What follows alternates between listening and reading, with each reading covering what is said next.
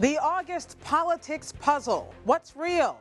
Is Joe Biden about to jump in? Is Hillary Clinton in trouble? And can Donald Trump get any more outrageous? Both parties are trying to figure it out, and so are we. Tonight on Washington Week. Democrats make their case. Their flamboyant frontrunner has grabbed a lot of attention lately.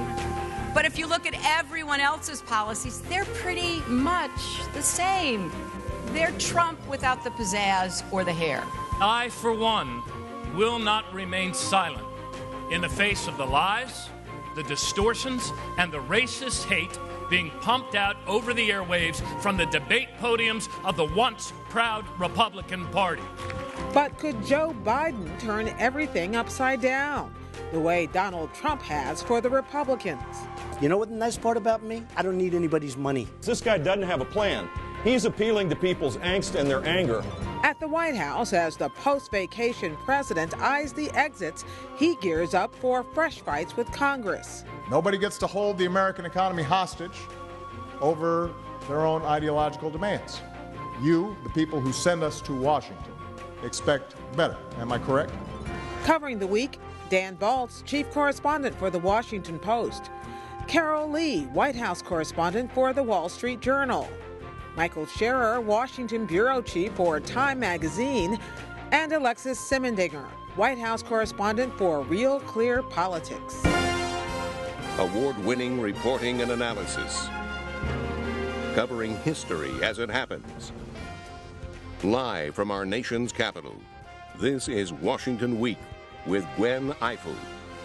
Once again, live from Washington, moderator Gwen Ifill.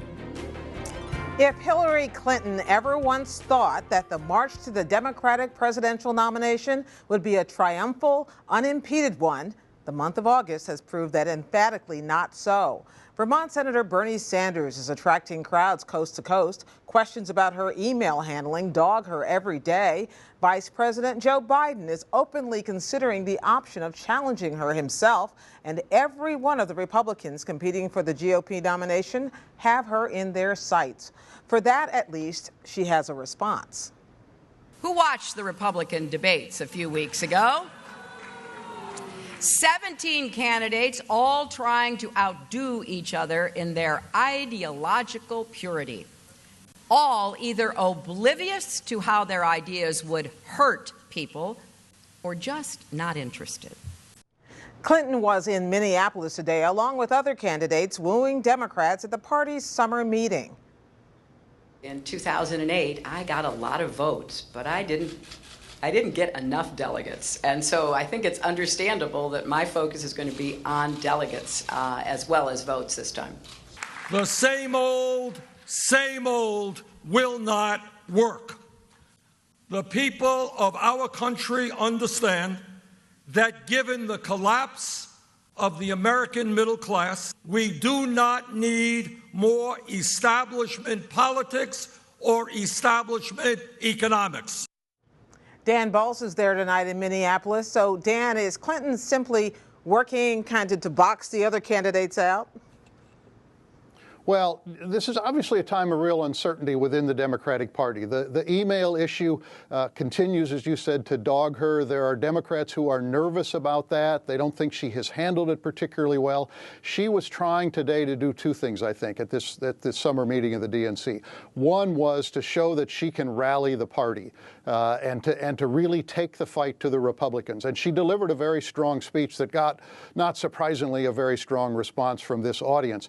The other thing she was doing, as she alluded to in the thing we just showed, was she is trying to, in essence, flex her muscles to show that this campaign has got its eye on winning the nomination as a signal to Bernie Sanders or to Vice President Biden or to anybody else that she is going to be a very tough competitor no matter who the challenger is. Assuming that her walk into that room today was a little kind of triumphal in its way, is she assembling behind the scenes kind of the organizational support you need to box, as I said, box people out or to put people's concerns to rest? Well, it's a combination of both. Now, frankly, this is an ideal audience for her. This is the Democratic National Committee. This is party insiders. She knows a lot of them personally. A lot of them are partial to her. Bloomberg reported today that she's already signed up about 400 of the superdelegates. These are the people who automatically get a seat at the convention, elected officials and members of the DNC. But yesterday, before everybody really arrived, the campaign put out memos about all the work that they have done in the 4 early states to show that they're focused on what they need to do to win the primary, not to take anything for granted, as she said today. And so that's part of what she's doing. But they're clearly cognizant of the fact that there's all this stuff swirling around, whether it is the concern about the emails, the talk about Vice President Biden possibly getting into it, and truthfully, the energy that Senator Sanders is generating out on the campaign trail. All of that is the background to making her campaign as focused as they are on doing the mechanical things, and also her showing that she's got the spirit, the spunk, the fight to really do what she needs to do to win the nomination.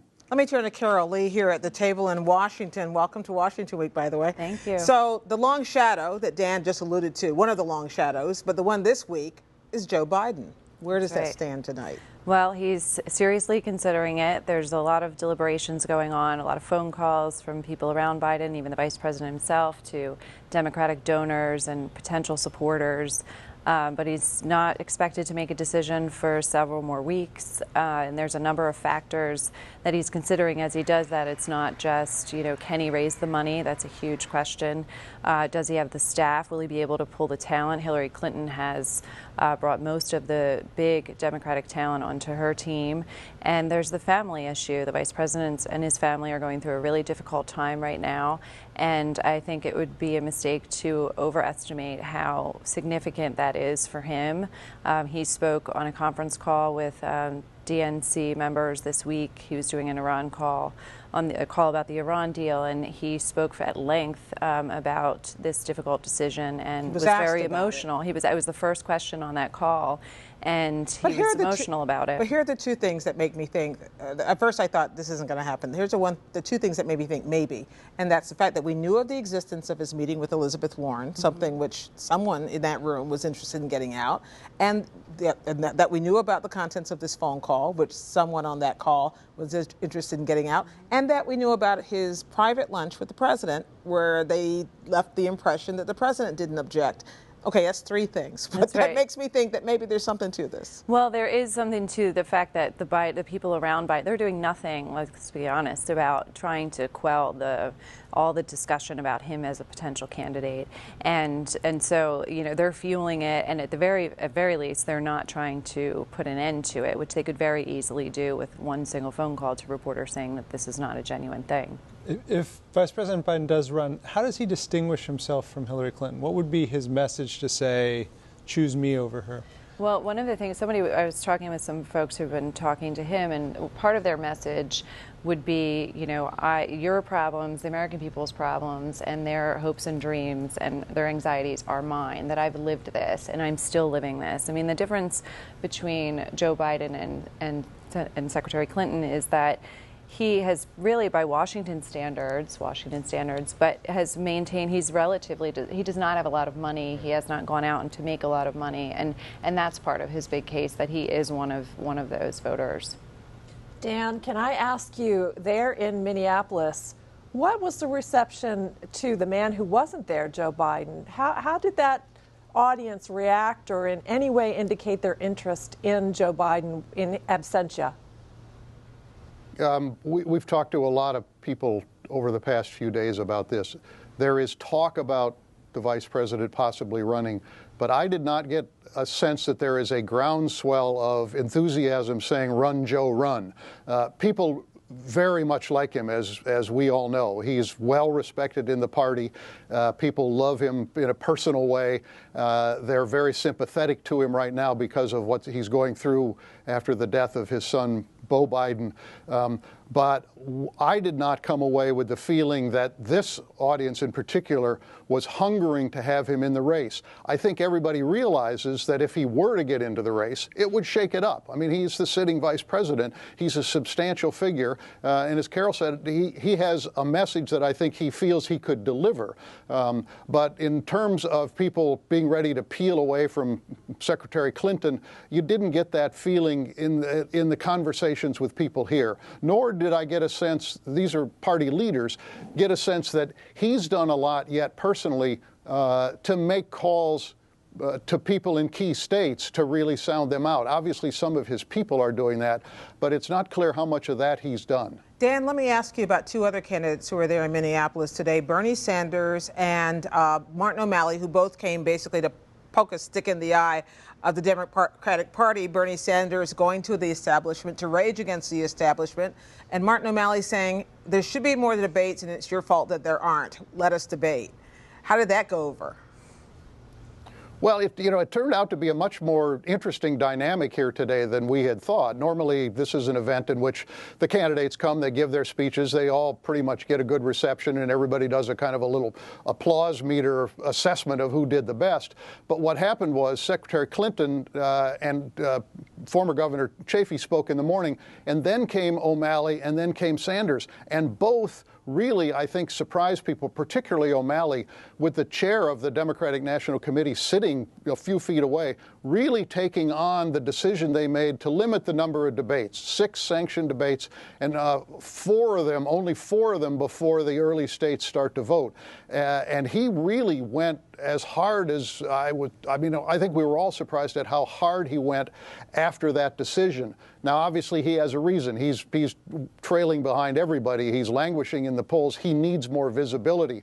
But it was a real shot at the party establishment. And then came Senator Sanders, who has an anti-establishment message. And in both cases, it was clear what they and who they were talking about. I mean, Martin O'Malley basically did say the system has been rigged, the debate system, in favor of Clinton.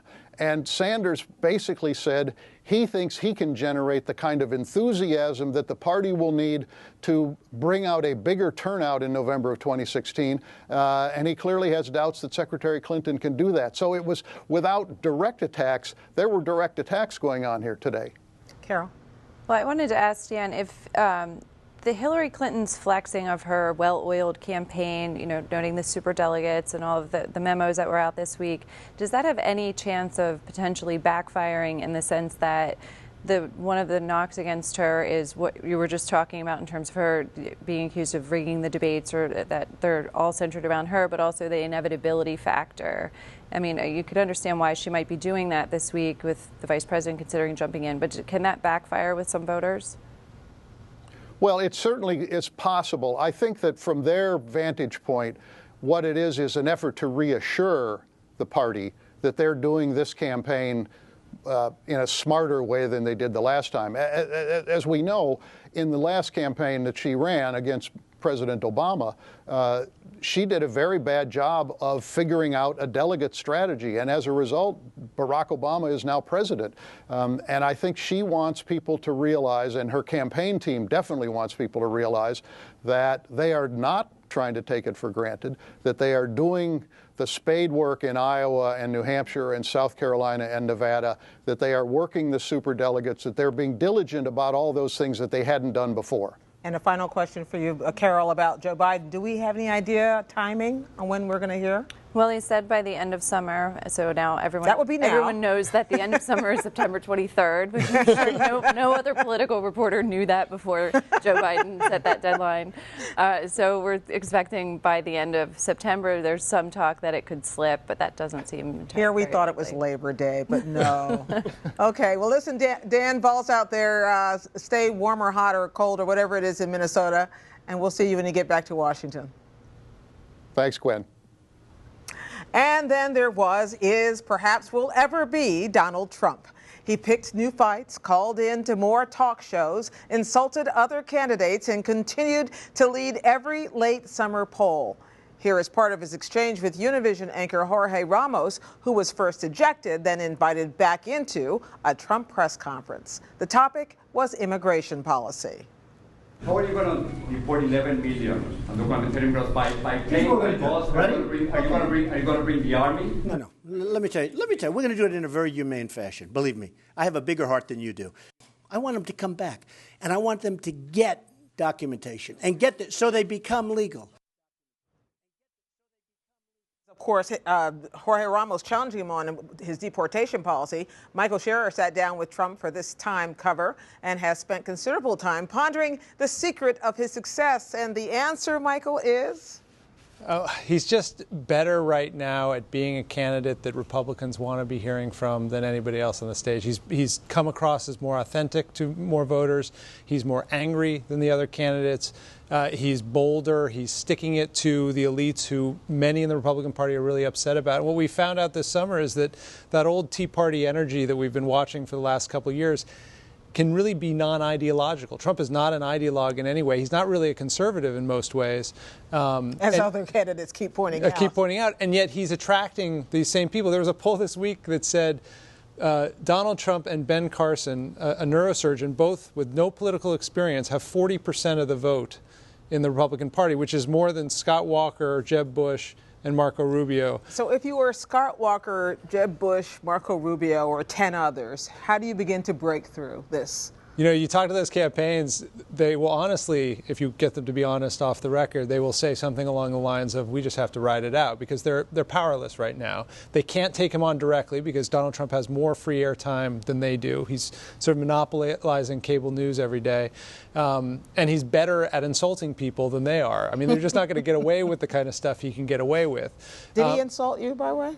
He did not insult me. He was nice to you. He was nice to me. I think there's always, whenever a reporter talks to Trump, there's always the threat. He makes clear the threat, right? Like, if you don't write a good article about me, you know, the tweet is coming. But no, I think he was happy enough just to be on the cover of Time magazine that I got a pass.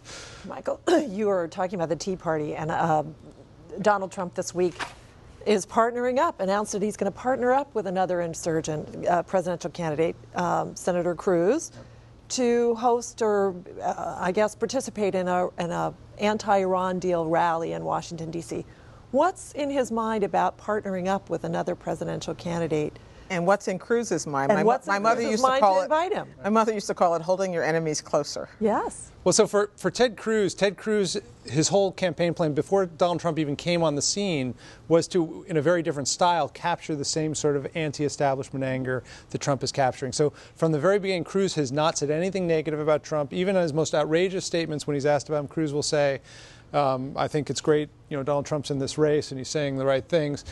So Cruz wants to get close to Trump on the bet that as we get closer to an election, voters will actually start thinking about who they want in the Oval Office and not just who they want to tell pollsters they're happy about right now, and that some of that support will go to Cruz. For Trump, what he gets out of it is that he's trying really hard to show something he's never shown before, which is he can actually handle the statesman job.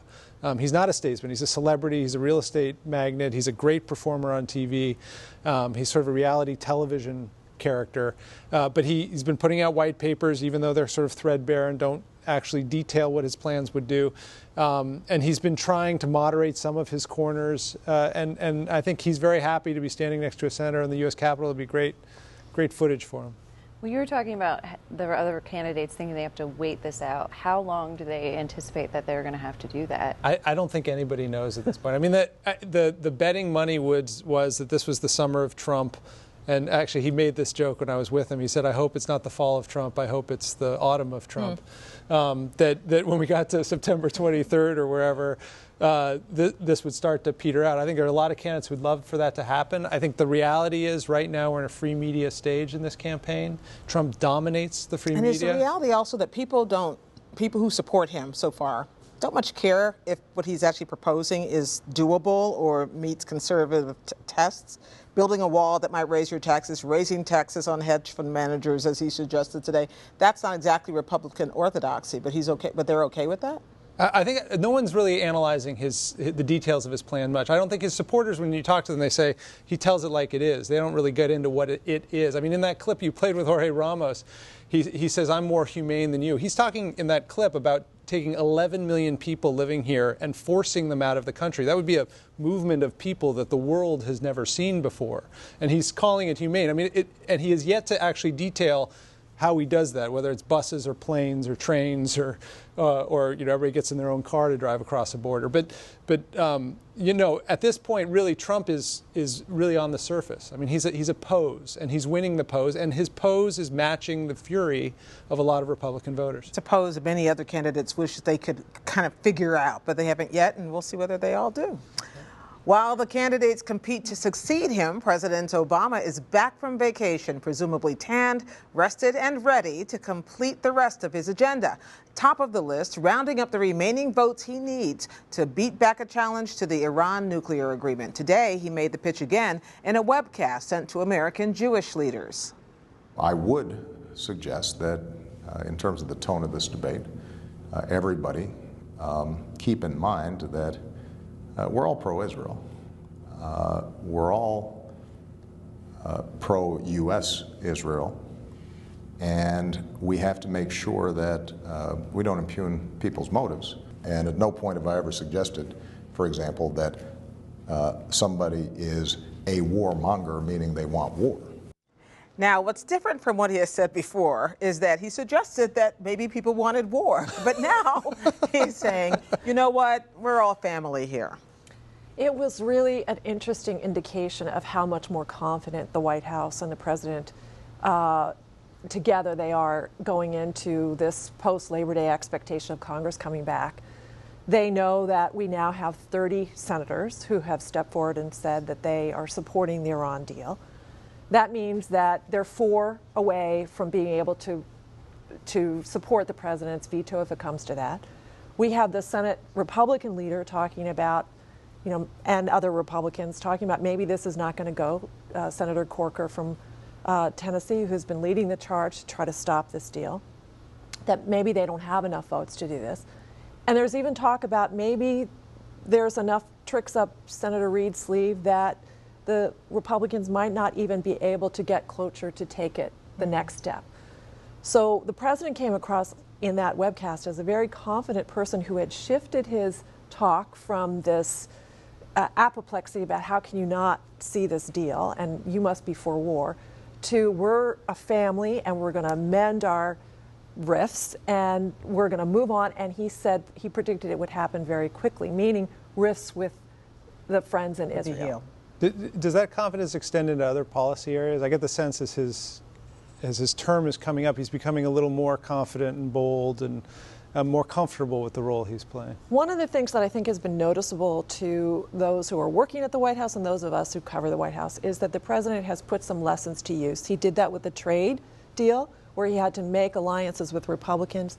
He has done that kind of inside-outside game more artfully. He certainly has applied that to the Iran deal and trying to promote it. The White House was joking about how the webcast was the last possible option to communicate that they had not employed yet, and they were going to do it. In other words, they have been everywhere and tried to sell this deal or educate in every possible way.